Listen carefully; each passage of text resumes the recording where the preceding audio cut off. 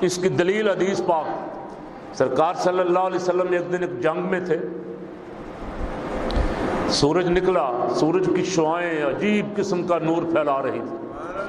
حضور رحمت عالم صلی اللہ علیہ وسلم نے دیکھا تعجب کے ساتھ، جبریل امین آ گئے۔ جبریل آج کو خاص بات ہے، آج سورج بڑی شان و شوکت کے ساتھ عجیب نور پھیلا رہا ہے، عجیب شعاعیں۔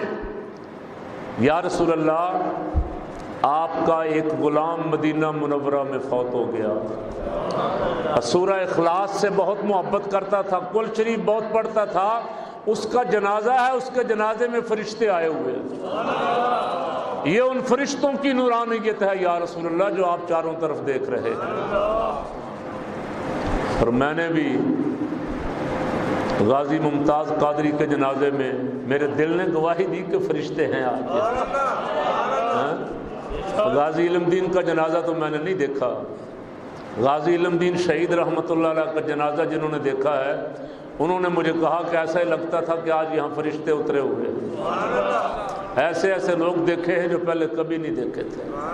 اور اس عاشق رسول کے جنازے میں تو ساری دنیا کا میڈیا پریشان ہوا، انہوں نے کہا جی ایک قاتل اور اس طرح شان و شوکت کا اتنا بڑا جنازہ۔ میں نے کہا تمہیں جنازہ دیکھ کے سمجھ آ جانی چاہیے تھی کہ یہ قاتل ہے کہ عاشق ہے۔ ایسے انعام قاتلوں کو تھوڑے ملتے ہیں، ایسے انعام تو عاشقوں کو ملتے ہیں۔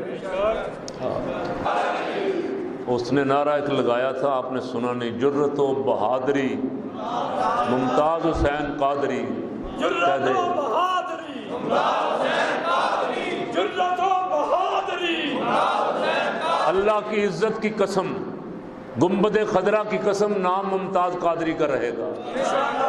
اس کو پھانسی دینے والے خود اب ابتلا میں ہیں، پکڑے جائیں گے انشاءاللہ۔ انشاءاللہ میرے رب کے کرم سے جتنے بھی ممتاز قادری کو پھانسی دینے میں شریک تھے پکڑے جائیں گے ایک دن انشاءاللہ۔ انشاءاللہ عاشقوں کا وہ خود جو وارث ہے، وہ خود جو مالک ہے۔